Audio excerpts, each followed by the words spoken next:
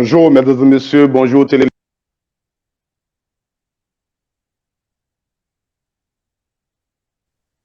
À l'éternel Dieu des armées. On va donc tous dire merci à Dieu qui nous a permis d'être là. Voilà, vous savez, ces dernières années, l'Afrique se vide de ses bras valides. Nous allons nous intéresser au cas de la Côte d'Ivoire. Savoir comment ces jeunes, cette communauté ivoirienne vit donc à l'étranger. Ce matin, nous allons partir vers donc une communauté ivoirienne qui vit à l'est de l'Europe et elle va nous parler un peu de comment elle est organisée parce que Dezen TV, c'est aussi ça, donner la parole aux Ivoiriens de la diaspora, pas seulement pour parler de la politique, mais pour parler aussi de la culture, pour parler aussi sur le plan social, comment nos frères et sœurs vivent à l'étranger. Voilà, tout de suite, on va s'intéresser à nos invités. Monsieur Guela Serge, il est président de la FEDECI, et Monsieur Gobé Charles, président des Ivoiriens de la Sibérie. Voilà. Bonjour, Monsieur Guela Serge. Bonjour, monsieur. Comment allez-vous? Je vais très bien, et je vous? Ça va par la grâce de Dieu. Bonjour, Monsieur Gobé Charles.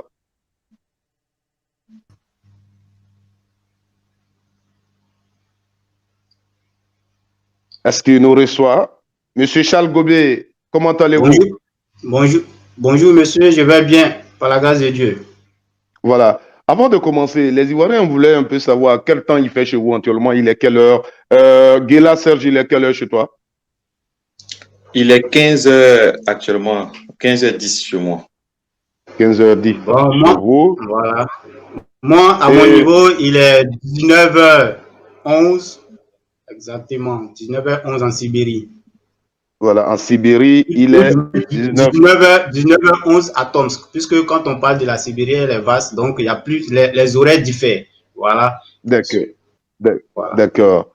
Merci beaucoup. FEDECI, c'est quoi? Guela Serge.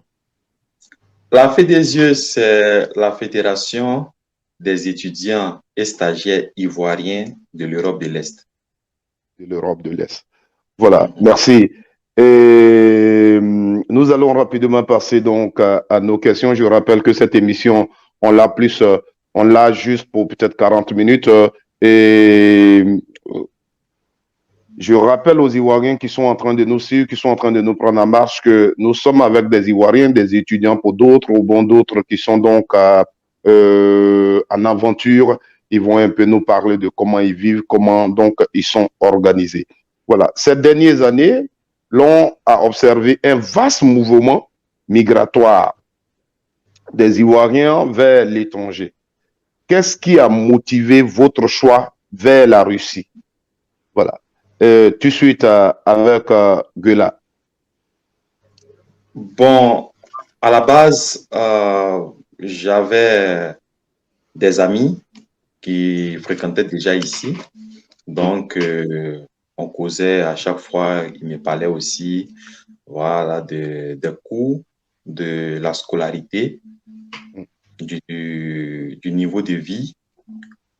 Et c'est par ces amis-là que j'ai pu, voilà, faire les papiers pour venir ici. Mais ce qui a beaucoup plus pesé sur la balance, c'était le coût de la scolarité. Voilà. Par rapport à d'autres pays, tu as trouvé moins cher? Oui, quand j'avais décidé de faire des études à l'étranger, donc j'ai commencé à avoir des informations, à prendre des informations un peu à gauche et à droite. Et j'ai comparé et j'ai vu que la Russie était, voilà, le coût de la scolarité était beaucoup plus abordable ici. Donc, j'ai décidé de venir. Merci beaucoup. Ce que nous voulons savoir, comme dans d'autres pays, il y a un peu le pays qui, le gouvernement qui aide les étudiants. C'est une initiative personnelle ou bien vous avez été aidé par le gouvernement de Côte d'Ivoire, de votre pays? Non, c'est une initiative. Comme la majorité des étudiants qui viennent ici, ce sont des initiatives personnelles. Merci. Voilà, pour la même question, on va se tourner donc vers notre frère Gobé Charles. Justement, moi, à mon niveau, j'ai été motivé par des amis, voilà, par des amis qui sont en Russie ici, voilà, en étant en Côte d'Ivoire. J'ai même j'allais dire, ma voisine de terminale qui a fait la Russie. Elle a fait 8 ans ici. Elle a fait 8 ans. Elle a fait communication et autres. Et aujourd'hui, elle travaille en France. Et quand j'ai émis l'idée, elle m'a encouragé. Elle m'a encouragé.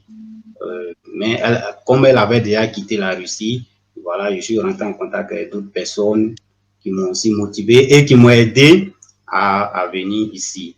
Voilà, comme et il y a une autre motivation, c'est-à-dire le coût de la scolarité, tout et tout. Voilà, le coût était apparemment bon. Voilà, maintenant, quand je suis arrivé, voilà, tout s'est bien passé. Voilà, la première année, c'est-à-dire l'année de langue, tout et tout. Et ça va. Voilà, on en parle maintenant là. Une fois en Russie, quelles ont été vos difficultés? Quand vous êtes arrivé en Russie, qu'est-ce que vous avez rencontré comme difficultés?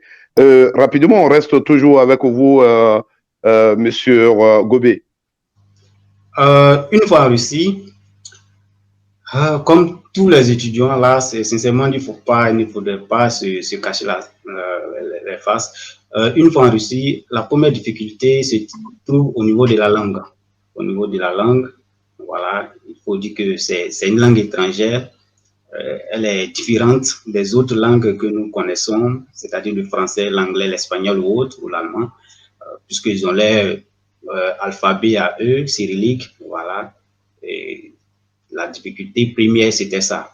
Voilà, c'est la langue. C'est elle qui était la difficulté première. Mais pour l'instant, ça va. Vous vous êtes intégré sur le plan familial, social, vous avez eu des Ivoiriens ou bien d'autres communautés qui vous ont accueilli, vous n'avez pas eu... Parce qu'il y a d'autres, quand ils vont en aventure, ils disent non, les premiers moments, j'ai dormi au dehors, on sait qu'il fait vraiment froid là-bas, est-ce que vous n'avez pas eu ce problème-là? Non, non, non, non. Ici, d'abord, même bien avant que je n'arrive, j'avais déjà, puisque je vous ai dit que je suis rentré en contact avec plusieurs personnes, nous avons des doyens, voilà, qu'on appelle des doyens, c'est-à-dire les gens qui sont venus avant nous depuis les années 2009. Voilà, ça leur fait 11 ans, pour d'autres 12 ans ici. Donc, eux, ils sont déjà intégrés. Voilà, ces gens, quand vous venez, dès que vous arrivez, en tout cas, ils s'occupent de vous, c'est-à-dire ils vous orientent, puisque nous étions déjà rentrés en contact avec l'université. Les cités universitaires étaient déjà prêtes, tout et tout, les chambres, tout et tout. Voilà, donc quand nous sommes venus, ils nous ont logés directement. Ils nous ont logés directement. Voilà, c'est-à-dire de l'aéroport de Toms, nous sommes venus directement à la cité universitaire. Donc, ils nous ont logés directement. On n'a pas eu ce problème. Voilà, donc la difficulté a été du côté de la langue. De la Merci langue, beaucoup. oui. Voilà. Merci à vous, Guéla. Racontez-nous un peu, quand vous êtes une fois en Russie, quelles sont les difficultés que vous avez rencontrées? Oh, comme le président Gobé l'a dit, c'est d'abord la langue, c'est la langue, voilà. Et aussi la deuxième difficulté, c'est le climat. Il fait très froid, voilà, beaucoup froid. Et même quand tu portes tout ce qui est adéquat, c'est quand même difficile. Donc il y avait ça, la langue et le froid, voilà. Mais à part ça, bon. Rapidement, on s'adapte, hein, au bout de 3 mois, 6 mois, on s'adapte et puis bon, voilà, on continue rapidement à vivre comme tout le monde. Voilà. J'imagine un peu votre arrivée à l'aéroport là-bas et quand vous avez goûté au froid de là-bas, vous pouvez nous raconter un peu? Ouais, je dis toujours que c'était une catastrophe parce que voilà, lorsque je quitte le pays, il faisait très chaud. Voilà, Vous aviez donc, déjà auparavant, vous aviez déjà voyagé en Europe, vous connaissiez déjà non, un non, pays non, d'Europe? je n'avais pas voyagé. Voilà, je ne connaissais aucun pays d'Europe. Voilà, c'était ma première fois. Et même si j'avais lu qu'en Russie, il faisait froid, faut dire quand même que j'ai minimisé un peu ce côté-là parce que, voilà, je me suis habillé comme de la manière que je m'habille au pays tranquille. Voilà, je voyage. Et là, quand je suis arrivé, c'est en plein hiver. Nous sommes en plein hiver et voilà, je quitte un climat, voilà, tropical et je tombe directement en hiver. C'était un choc. Ça m'a fait un choc physique comme moral. Voilà, j'étais abattu, hein, j'étais vraiment très abattu. Voilà, donc, ça, le poids seulement, ça marque. Voilà. Vous avez certainement créé des mouvements associatifs ou même politiques. Quels sont vos critères? Soyez plus précis. J'ai envie de dire, oui, j'arrive. Quels sont vos critères d'association? Est-ce par affinité ethnique ou religieuse ou simplement par localisation géographique? Bon, non, je peux dire par nationalisme. Voilà. D'accord. Et par localisation aussi géographique. Voici comment nous créons les associations ici. Voilà. Tu es ivoirien, tu résides dans un État, donc tu fais partie automatiquement de l'association locale. Voilà comment on crée l'association. Voilà. Vous, par exemple, vous êtes dans une localité, vous êtes le président des Ivoiriens là-bas, des Ivoiriens, des étudiants ivoiriens. Non. Ou bien tous les Ivoiriens. De tous les Ivoiriens qui se trouvent dans ma localité. Dans votre localité. Voilà. Étant donné que généralement, bon, je ne sais pas si je peux un peu aller dans les détails. Mais on est là pour vous écouter, allez-y. Ok. Ici, à part la capitale qui est Moscou, la plupart des localités n'ont pas un grand nombre d'étudiants. Généralement, on trouve entre 5 à 60 Ivoiriens qui résident dans d'autres localités. Donc, quand c'est comme ça, on ne fait pas trop la différence entre qui est étudiant, qui n'est pas étudiant. Étant donné que nous sommes tous des Ivoiriens, on se met ensemble. Par contre, à Moscou, comme ils sont nombreux, ils sont plus de 300 à 400, voilà, 400 pour être plus précis. Donc, ils ont décidé de faire la communauté des étudiants à part et la communauté des travailleurs à part parce qu'ils sont nombreux. Voilà. Mais à part ça, dans les autres localités, on est tous ensemble. D'accord. Merci, Monsieur le Président. On va se tourner vers notre président. Voilà, chez vous, quels sont les critères? Bon, il n'y a pas les critères. Bon, les critères sont simples. Hein. Il faut être d'abord ivoirien et puis bon, résident en Sibérie. Une fois tu es ivoirien, tu résides ici. Cela veut dire que automatiquement tu fais partie de l'association. Voilà. Donc il y a, comme je vous l'ai dit, en Sibérie, la Sibérie elle est très vaste. Elle est très vaste. Il y a beaucoup d'États. Il y a, par exemple, l'État de Toms, l'État de Novosibirsk, d'Irkoutsk, de Tumen, de Krasnoyarsk. Voilà, tous ces États-là, c'est tous ces États-là qui forment la Sibérie. Donc, moi, je suis le président de tous ces Ivoiriens, voilà, et étudiants et stagiaires, voilà, et travailleurs. Il y a d'autres qui sont travailleurs et il y a d'autres qui sont stagiaires. Et puis bon, il y a d'autres qui sont étudiants. Donc, c'est cela. Avec vous, ce qu'on voulait savoir, vous y êtes allé pour étudier. Et avant d'y arriver, est-ce qu'il y avait déjà une organisation ou bien c'est quand vous êtes arrivé que vous avez émis l'idée de créer donc une association des Ivoiriens? Avant moi, en tout cas, il y avait déjà une organisation. Ils étaient bien organisés, voilà, en groupe, voilà, ils s'échangeaient. Maintenant, quand nous sommes arrivés, un an après, nous avons donné l'idée, est-ce qu'on ne peut pas se mettre ensemble pour créer, comment on fait ça, l'association des Ivoiriens de la Sibérie. Voilà, vu que ici il fait très froid, les étudiants ne viennent pas assez ici, sincèrement dit. Voilà. Voilà. Compte tenu des conditions climatiques. Voilà. Compte tenu des conditions climatiques, c'est difficile que les étudiants y arrivent ici. Donc, voilà, pour ceux qui sont là, il faudrait qu'on se mette ensemble pour communiquer entre nous, voilà, voir les difficultés, se partager les difficultés et autres, et puis bon, avancer. Donc, c'est comme ça l'idée est venue. Et vu que la Fée des Yeux existait déjà, donc on a jugé bon, voilà, ce truc, se rallier à la Fée des Yeux, qui est notre association mère. D'accord. Merci beaucoup. Connaissant l'Ivoirien, Yopougon, Makori, Abobo, Gagnoa, Korogo, on sait un peu comment l'Ivoirien vit. Le garbacho, le riz à la sauce graine, le zouglou, le gbégbé et tout ça. Et je sais que la culture ivoirienne doit certainement donc vous manquer.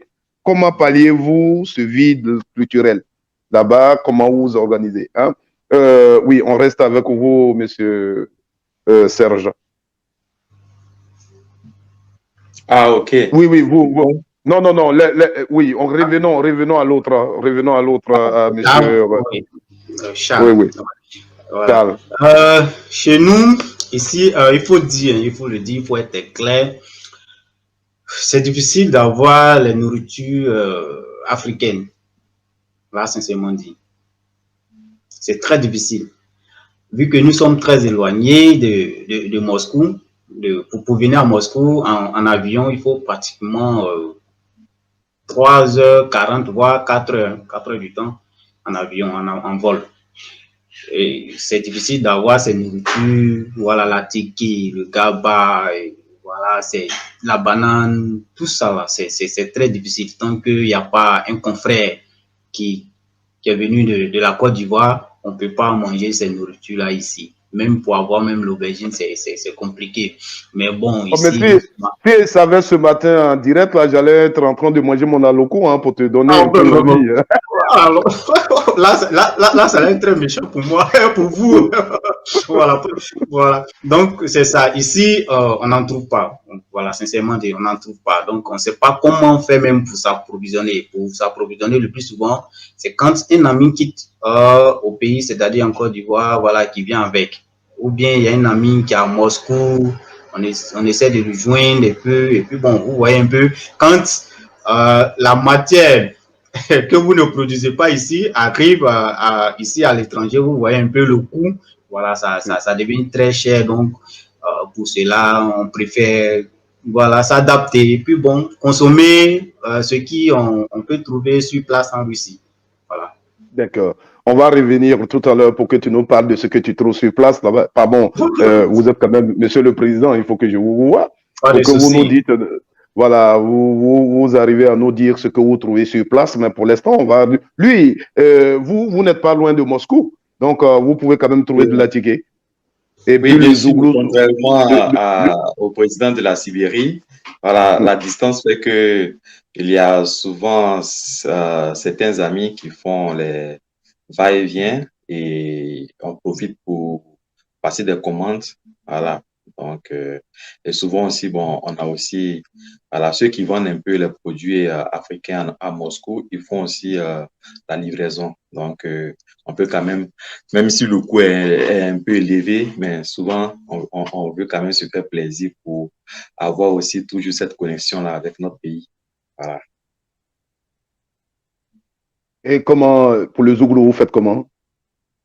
Pour le zouglou, est-ce que, comme on voit les Ivoiriens en France, dans les autres pays, ils se retrouvent, ils s'organisent, ils font des soirées, souvent même ils font venir des artistes là-bas, comment? Ouais, généralement, c'est quand on se retrouve ensemble, voilà, entre Ivoiriens, comme bientôt le 26, ce samedi 26, nous avons une fête qui va réunir plusieurs Ivoiriens. Donc, on va profiter pour écouter la musique ivoirienne, être vraiment dans le pays. Voilà. Donc, c'est dans les retrouvailles quand on arrive à toujours maintenir cette connexion-là avec notre pays. Ok, c'est toujours dans cette même mouvance des 30 ans de Zouglou. Donc, Yodé et Siro seront à l'honneur là-bas. Ah, ça, c'est sûr, ça, c'est sûr. Voilà. Mesdames et messieurs, chers téléspectateurs de 2NTV, voilà, vous nous suivez pour ceux qui viennent de nous prendre en marche. Nous recevons M. Guéla Serge. Il est le président de la Fédération des étudiants et stagiaires ivoiriens qui vivent donc en Europe de l'Est. Et M. Gobé Charles, président des Ivoiriens de la Sibérie. Vous devez savoir que ces Ivoiriens, c'est une partie de l'Europe qui n'est pas trop donc visitée par nos compatriotes. Et le travail de 2NTV également, c'est d'aller dénicher, c'est d'aller à la rencontre de ces Ivoiriens-là pour qu'ils nous parlent un peu de comment ils vivent, leur organisation sur le plan social, sur le plan culturel. Et c'est ce que nous sommes en train de faire. Voilà, on a parlé tout à l'heure de vos différentes associations. Au sein de l'association, comment vous êtes organisé? Vous avez parlé tout à l'heure de l'entraide. Comment tout ça est organisé? Monsieur Serge. OK. Comme on a si bien dit, dans chaque État, nous avons des associations. Et toutes ces associations-là se sont mises ensemble pour créer la grande fédération qu'on appelle FEDESIEU, dont je suis le président. Donc, à chaque fois, par exemple, si en Sibérie, il y a un problème, l'étudiant ou bien le citoyen ivoirien qui vient en Sibérie... Avant que vous ne continuez, je veux savoir, une situation que vous dirigez est la générale. Exactement. D'accord. Au niveau de toute l'Europe de l'Est, cette fédération, celle qui est la générale, c'est vous qui êtes le président de tous les Ivoiriens. Ah, d'accord. Oui. Donc, comme je disais, nous avons Ivoirien... un souci technique avec Serge. Voilà, nous le recevons maintenant. Allô? OK. Voilà. Donc, comme je le disais, un Ivoirien qui réside en Sibérie, il a un problème, il passe par son président de la Sibérie, qui est Gobé Charles. Et maintenant, Gobé Charles, lui, il me fait le retour. Voici comment nous sommes structurés. Et si il y a lieu de mettre en place une procédure pour régler la situation, on en parle. Si ça peut rester au niveau des Ivoiriens, voilà, on en parle et on règle. Si ça nécessite une intervention diplomatique, moi j'appelle la diplomatie ivoirienne ici, en Russie, et puis je leur explique le problème et on essaie de régler. Donc, c'est un peu comme une forme d'hiérarchie. Voilà. D'accord. Merci. Et donc, je pense que ce que nous voulons savoir maintenant, est-ce qu'en Russie, vous qui êtes des étudiants, la Russie vous permet d'étudier et de travailler en même temps? Est-ce que études et emploi, il y a une politique là-bas qui vous aide dans ce sens-là? Exactement. Par le passé, c'était très, très difficile. Voilà, il fallait forcément avoir un permis de travail pour pouvoir travailler. Et ce permis de travail, généralement, on ne pouvait pas délivrer à quelqu'un qui était étudiant. Voilà, à chaque fois que tu partais à l'immigration, on te disait, oh, tu es venu pour les études, donc voilà, on ne peut pas te délivrer à moins que, bon, tu ne donnes suffisamment de documents quoi qu'il faut fournir. Donc, c'était difficile. Mais avec, depuis le 5 août précisément, voilà, la Russie a changé cette méthode-là. 5 août 2020, tout près là. 2020, tout près là, oui. Donc, si tu es étudiant, tu peux travailler à tes heures libres, sans permis de travail. Voilà. Donc, aucun chef d'entreprise n'a le droit de te demander un permis de travail. D'abord, même, ils ont annulé pour ceux qui sont étudiants. Ça n'existe plus. Voilà. Mais il faut d'abord être étudiant et avoir des heures libres. Donc, maintenant, c'est possible. On attend que la pandémie passe pour pouvoir profiter de cette loi-là. Merci beaucoup. Voilà, avant de vous demander de dire votre mot de la fin, aujourd'hui, on va dire que c'est un fléau en Afrique. Tous les jeunes Africains quittent l'Afrique, direction Europe, mais dans des conditions difficiles. Voilà, ils passent par la Tunisie, par le Maroc, Et nous tous, nous savons ce que le constat, ce qu'il donne. Voilà, il est très amer. La jeunesse ivoirienne meurt sur les eaux ou dans les eaux. Et vous qui êtes aujourd'hui jeune, vous avez pris avion, vous êtes venu en Europe de l'Est pour étudier. On ne peut pas être sur ce plateau avec vous sans vous demander de dire donc un mot à l'endroit de cette jeunesse, à l'endroit des Africains, de nos responsables africains. Situez un peu les responsabilités selon vous, qui est responsable de tout ce que nous vivons aujourd'hui. Voilà. Oui, Charles. Bon, c'est une question d'ordre général, voilà, puisque c'est une situation qui n'émane pas seulement de l'Afrique et puis bon, d'une seule personne. Voilà, c'est tout un système. Voilà, donc je pense que dans un premier temps, ce qui peut attirer la jeunesse vers l'Europe, pour moi, à mon avis, les études, c'est-à-dire une qualité d'enseignement, hein, la qualité d'enseignement. En tout cas, moi, c'est ce qui m'a attiré. Et ça, c'est pour un premier temps, voilà. Maintenant, deuxièmement, avoir aussi, si possible, de l'emploi ici, voilà.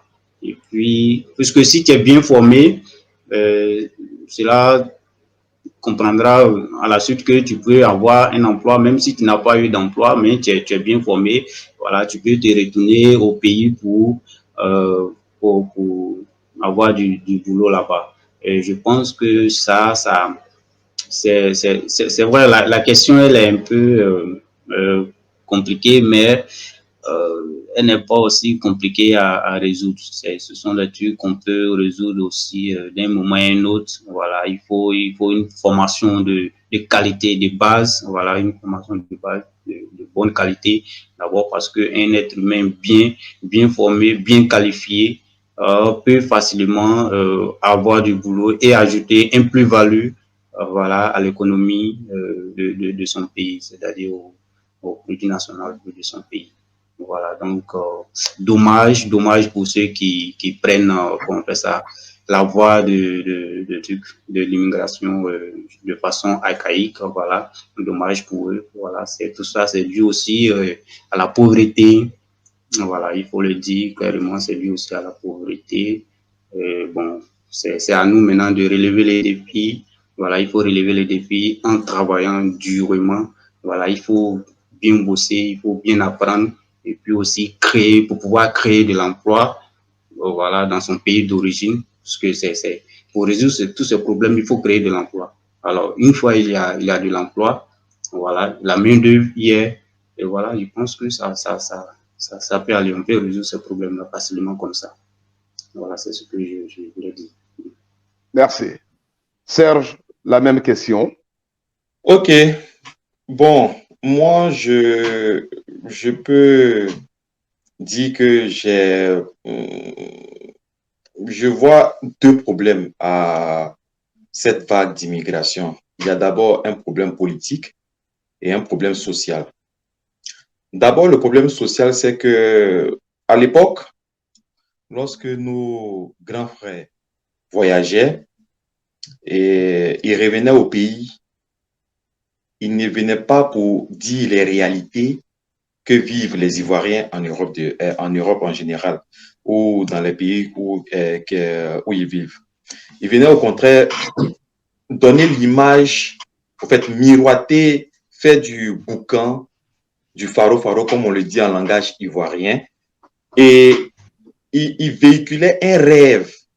Ce rêve-là qu'un petit Abidjanais, dans sa petite galère, il voit le grand frère du quartier qui est arrivé de Beng, comme on le dit, qui est frais, voilà, et il est bien habillé, et le gars a eu le temps d'économiser un peu, et donc il arrive là, il a un peu les euros dans la poche, donc au quartier, il fait un peu de boucan, et après 3 semaines, 1 mois, il repart. Et psychologiquement, ça reste dans la tête de cette jeunesse-là, qui se disent que non, moi je vis la galère, ce doyen-là, ça va. Donc, je rêve aussi d'aller avoir cette même vie-là et venir au pays aussi, voilà, montrer un peu cette petite gloire-là que j'ai eue. Ça, c'est l'aspect social. L'aspect politique, c'est les décisions politiques. Normalement, lorsque dans un État, on voit qu'il y a des vagues d'immigration comme ça, on doit mettre en place des politiques pour retenir cette jeunesse-là. Mais d'abord, il faudrait qu'on puisse savoir pourquoi la jeunesse part. Il y a la pauvreté, qui est le premier pilier même de l'immigration, c'est d'abord la pauvreté. Parce que ce jeune qui envie ce grand frère du quartier revenu de l'Europe, l'envie part du fait qu'il est pauvre. Donc, il faut réduire la pauvreté. Pour ceux qui sont, par exemple, étudiants, il y a la qualité des études aussi qu'on n'a pas en Afrique. On doit ramener cette formation-là. Aujourd'hui, grâce aux nouvelles technologies, si un État a les moyens, peut quand même construire des universités à la hauteur de ce qu'on trouve en Europe et avoir le même matériel. Et aussi, donc, nous avons plusieurs étudiants qui fréquentent à l'étranger qui peuvent venir être des professeurs et aider la nation à se développer. Donc, il y a aussi ce facteur-là qui fait que il y a une responsabilité politique. Il faut vraiment avoir un plan pour la jeunesse. Pourquoi les jeunes partent? Qu'est-ce qu'on doit faire pour les retenir? Et tant qu'on ne pourra pas mettre en place ce genre de politique, il serait très, très difficile pour nos gouvernants de retenir la jeunesse. En plus de cela, ceux-mêmes qui ont réussi à fréquenter et à terminer l'université au pays, mais ces personnes n'arrivent pas aussi à trouver du boulot. Donc, des personnes intellectuelles, mais qui ne peuvent pas exercer le métier pour lequel ils ont fréquenté durant des années. Et ces personnes-là sont poussées aussi à l'exil. Moi, j'ai regardé les documentaires sur les exilés, mais il y a plein qui sont intellectuels. Il y en a plein qui étaient intellectuels dans leur pays et qui sont obligés d'aller faire des petits boulots en France, bon, disons en Europe en général, juste parce que leur gouvernement n'a pas su mettre en valeur la formation qu'ils ont eu à donner à la jeunesse. C'est vraiment difficile. Il faut vraiment que nos gouvernements puissent trouver du boulot pour cette jeunesse-là. C'est très, très important. Parce qu'il y va de la dignité d'un être humain. Une personne qui ne peut pas manger, qui ne peut pas se nourrir, une personne qui n'arrive pas à avoir le minimum qu'il faut dans la vie, cette personne-là est déjà livrée à elle-même. Et quelles que soient les belles paroles que tu vas donner à cette personne-là, tu ne pourras jamais retenir la personne de prendre l'eau. Donc, on est tous un peu responsables de cette souffrance-là des Africains qui meurent dans la Méditerranée. Et pour finir, le troisième aspect, c'est le retour. Du moment où ceux-mêmes qui sont au pays n'arrivent pas à avoir du boulot, souvent ceux qui sont aussi en Europe ne peuvent pas retourner parce qu'ils ne peuvent pas aussi avoir du boulot aussi au pays. Vous voyez un peu. Et quand on ne peut pas avoir du boulot au pays, on se dit, mais je préfère rester ici, faire mon petit jossi. Au moins, j'arrive à manger que d'aller vivre la galère de l'Afrique. Il y a cela. Alors que c'est cette technique-là que les Chinois ont utilisée. Les Chinois ont envoyé leur population fréquenter en Europe, connaître ce que l'Occident connaît et revenir en Afrique, en Chine, appliquer cela. Mais nous, nos dirigeants, voici des jeunes qui sont remplis en Europe, qu'on doit appeler en Afrique et leur donner, leur trouver du boulot pour qu'ils puissent mettre en application tout ce qu'ils ont appris. Donc, c'est vraiment un problème qu'il faut s'asseoir, réfléchir là-dessus et trouver de vraies solutions. Sinon, si on ne fait pas ça, l'immigration finira jamais. Voilà. Voilà, merci Serge. Je rappelle qu'il est le président donc des Ivoiriens qui vivent en Europe de l'Est. Voilà, le tableau que vous venez de dresser nous amène à vous poser la question suivante, sinon les questions suivantes.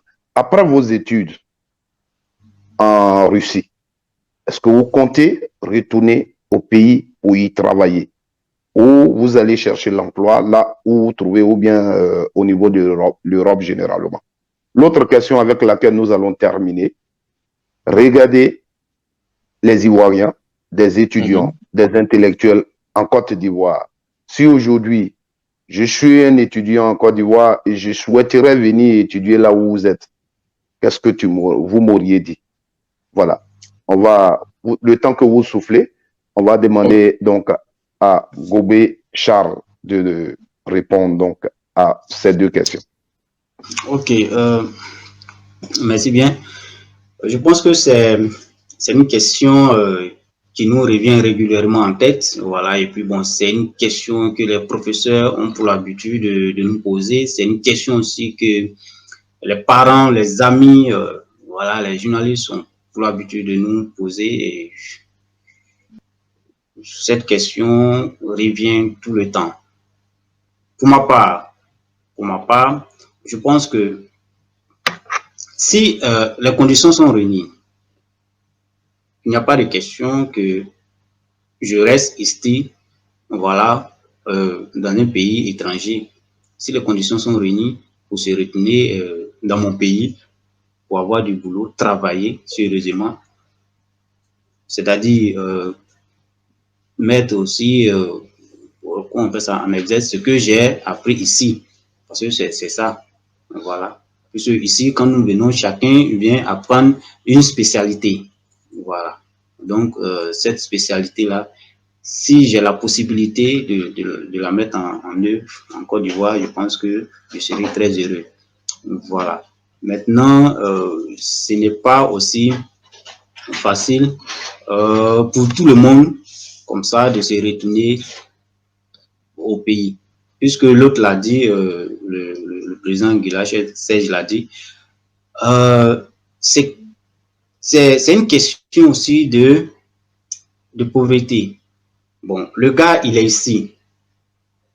Il a fini ses études. Et il arrive à faire ses petits boulots. Il arrive à manger, naturellement, tout à sa faim. Mais s'il se retourne dans son pays d'origine, on prend l'exemple de la Côte d'Ivoire, est-ce qu'il aura du boulot? C'est ça aussi. Parce que si cette question n'est pas résolue, il peut pas prendre la décision de rentrer. C'est ce qui maintient le plus souvent les étudiants ici après leur formation.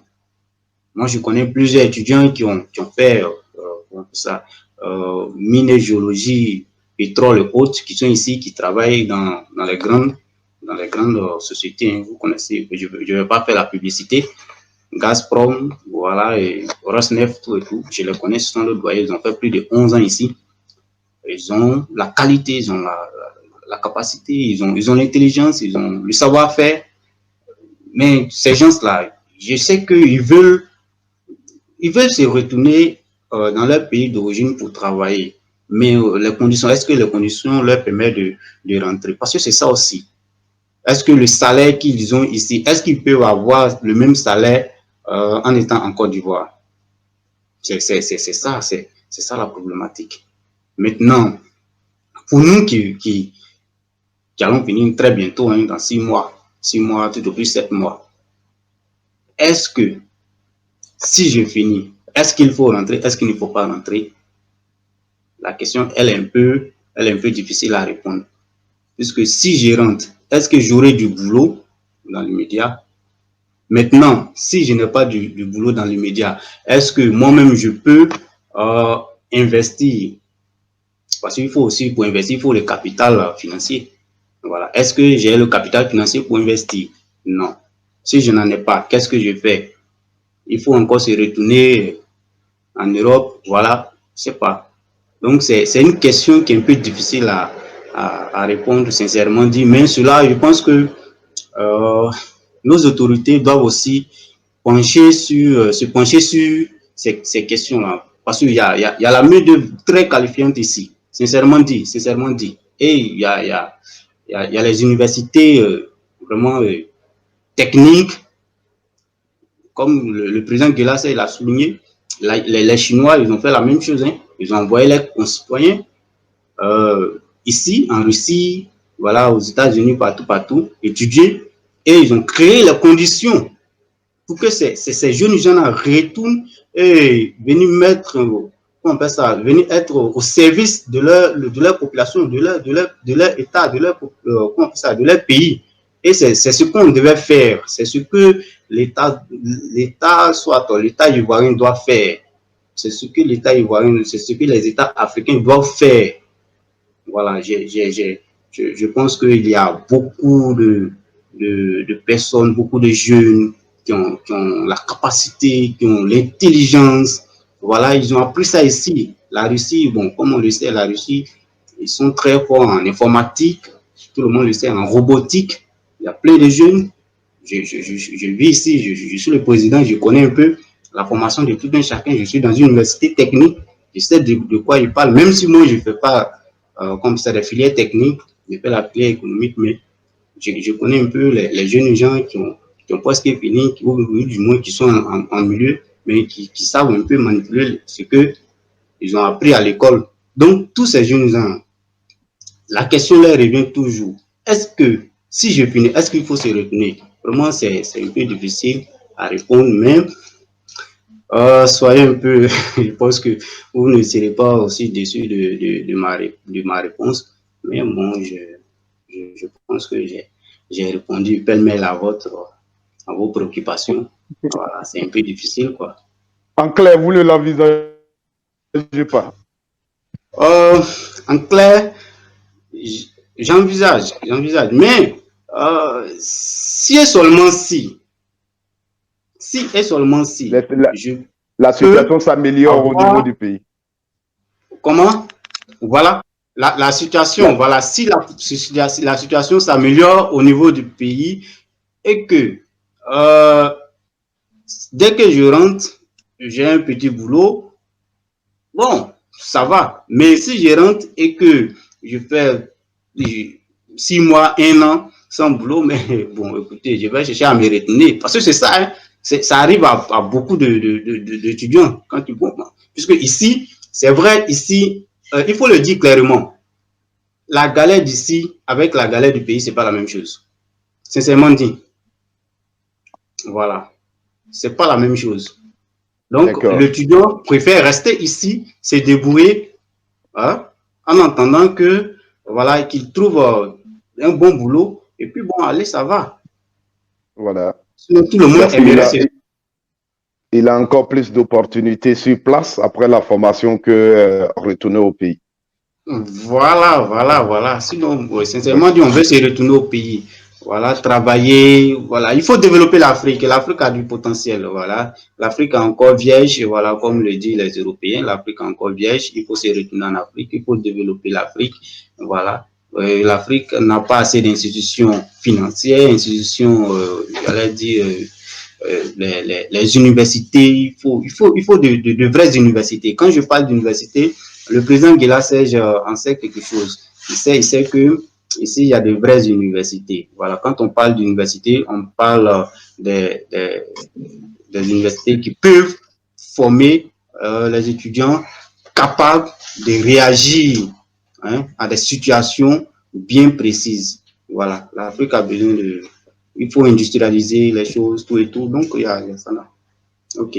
Voilà, là, nous sommes fiers de vous et vraiment à vous attendre. On sait qu'il y a des Africains qui sont donc allés en Europe, pas pour faire de n'importe quoi, mais pour étudier, pour apprendre, pour se former. Et demain, je pense que l'Afrique peut compter sur vous. Voilà, on va revenir au président Guela. Président Guela, avec vous, on va juste se tarder. Qu'est-ce que vous pouvez dire aux étudiants qui sont au pays, qui souhaiteraient venir étudier en Europe de l'Est? Ok, bon, j'espère qu'ils vont regarder massivement cette vidéo. Il leur dit que moi, en tant que président, voilà, j'ai déjà pris voilà, des décisions pour faciliter euh, voilà, le voyage de tous ceux qui veulent venir ici en Europe, éviter les couloirs mafieux. Voilà, et nous sommes en partenariat avec près de 40 États.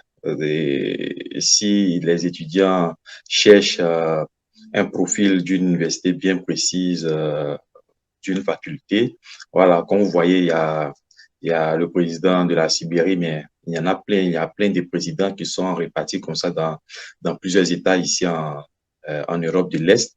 Voilà, donc on va les aider pour mieux faciliter leur déplacement ici. Donc, qu'ils évitent vraiment les couloirs qui souvent sont des réseaux mafieux.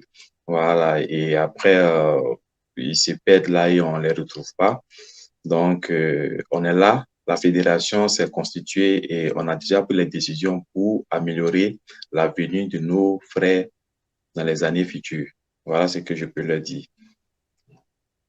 Merci, mesdames et messieurs, chers téléspectateurs de 2N TV. Nous étions donc, nous avions comme invité Guela Serge. Il est le président de la Fédération des étudiants et stagiaires ivoiriens en Europe de l'Est, et accompagné de Gobé Charles, qui est le président des Ivoiriens de la Sibérie. Vous devez savoir que nous parlons de la Russie en général et la Russie est composée des États. Donc, celui qui est donc, comme on le dit au niveau de la FECI, le général, c'est donc Guela Serge, et une section de la Sibérie est présidée par Gobé Charles. C'est avec ces invités-là que nous avons parlé de la question de cette partie de l'Europe. Voilà, et on va leur permettre donc de dire leur mot de fin pour fermer cette émission. Voilà, on va aller du côté de la Sibérie, puisque le président général va être le dernier à intervenir. Ok, ok. Je remercie beaucoup la 2NTV. Ce que j'aimerais dire à mes frères, mes soeurs, voilà, et puis aussi à l'État, il faut s'adresser à notre État, voilà, c'est-à-dire la Côte d'Ivoire, il faut s'adresser à eux, voilà, il faudrait qu'ils sachent une chose. Ici, il y a la formation. Les étudiants sont formés, les étudiants se forment, les choses vont bien, voilà, ça va. Et je pense que si il crée des conditions pour que nous puissions rentrer, nous allons rentrer. Et puis bon, nous allons essayer de développer un peu ce qui voilà, ce qu'il n'y en a pas en Afrique, voilà. Donc c'est cela, c'est ce que j'aimerais dire, voilà, que nous sommes prêts, nous sommes à l'heure, nous sommes tous là, nous attendons, voilà. Moi très bientôt je vais finir, voilà. Donc je compte rentrer si les conditions sont réunies. Voilà, donc je remercie la 2NTV. Donc c'est cela. Merci beaucoup. Monsieur le Président Serge, on vous remet la parole pour votre mot de la fin. Ok, d'abord, j'aimerais vous dire merci pour l'occasion que vous nous donnez. Voilà, c'est rare parce que l'Europe de l'Est, c'est un côté du monde que les gens négligent, ils oublient. Mais ce que les gens ne savent pas, c'est que l'Europe de l'Est regorge le plus grand nombre d'étudiants ivoiriens à l'étranger, avec plus de 2000 étudiants ivoiriens ici. Donc, ça fait quand même du monde. Donc, souvent que les gens se penchent un peu du côté de l'Europe de l'Est. Voilà, ici on vit, on est là, voilà, et c'est un peu ça. Maintenant, pour nos gouvernants, moi, j'aimerais leur dire, voilà, qu'ils nous orientent, parce que tout pays doit savoir au moins où il va. La plupart des grandes puissances, si ces puissances veulent faire quelque chose, elles se donnent les moyens pour se projeter dans l'avenir. et elle commence à former les personnes. Et la plus grande arme que les grandes puissances aiment avoir, c'est leur indépendance. Elles n'aiment pas être dominées par quelqu'un. Or, cela passe par la qualité de leur population. Quand on parle de la Russie, ce n'est pas les Américains qui viennent fabriquer les armes pour eux, c'est eux-mêmes. Quand on parle aussi des États-Unis, ce n'est pas les Russes qui viennent fabriquer les armes pour eux, c'est eux-mêmes.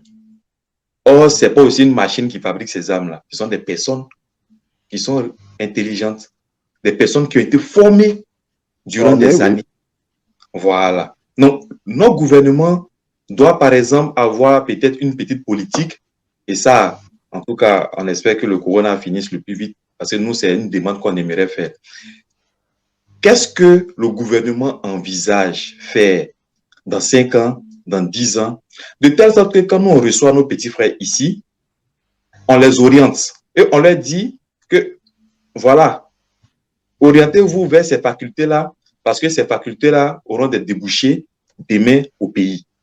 Mais on a l'impression qu'aujourd'hui, tout le monde vient, chacun choisit comme ça la faculté bon, qu'il aime, et après, pour trouver le boulot de cette faculté-là, c'est difficile, parce qu'il n'y a pas eu un plan bien structuré pour ça. Alors, le blanc, lui, ne fréquente pas pour fréquenter. Il fréquente pour un objectif bien précis. Et la plupart des dirigeants aussi forment leur population comme ça. Vous m'avez posé la question tout à l'heure de savoir si je vais rentrer au pays. Moi, je dirais qu'avec mon expérience et avec ces milliers d'Ivoiriens avec qui je cause, aucun Ivoirien ne rêve de vivre en Europe. Aucun. Je ne sais pas qui va rêver d'être dans un pays où souvent il est marginalisé, où souvent il y a un peu de discrimination, où souvent, d'abord la température, le mode de vie, les conditions de vie, l'alimentation, personne ne rêve de vivre en Europe. Mais c'est les conditions qui ne sont pas adaptées et pratiquées souvent à leur retour. Sinon, on va tous retourner au pays. On va tous retourner. Mais qu'on puisse créer les conditions pour que tout le monde puisse se sentir à l'aise, pour que tout le monde arrive au pays, chacun puisse avoir un boulot et non avoir un boulot en fonction du jargon ivoirien qu'on dit les bras longs.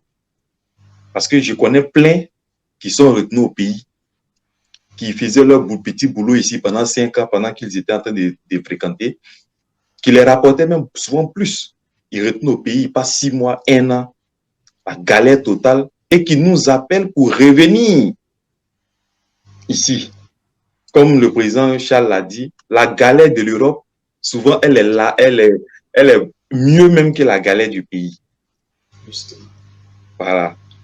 Donc, le message que moi, je peux lancer à l'endroit de nos dirigeants, c'est vraiment d'avoir une vraie politique sociale pour la jeunesse, pour la société en général, de telle sorte qu'on ne puisse pas avoir cette vague d'immigration massive. On n'en a pas besoin. Merci beaucoup. Voilà, merci à vous qui avez donc pris un peu de votre temps pour nous donner des informations capitales, parce que c'est ce que nous souhaitons pour cette jeunesse.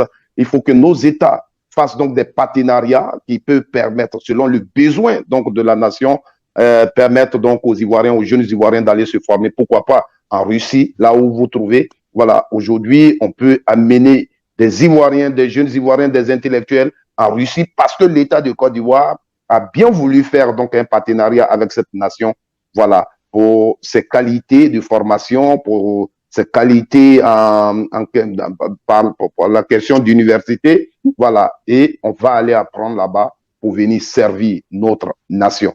Oui, je pense que vous avez raison. Et sachez, à travers vous, nous voulons lancer un appel à tous les Ivoiriens qui sont dans les pays, aux États-Unis, partout. Voilà, 2MTV est votre télévision, elle est créée pour la diaspora, pour donner la parole à la diaspora.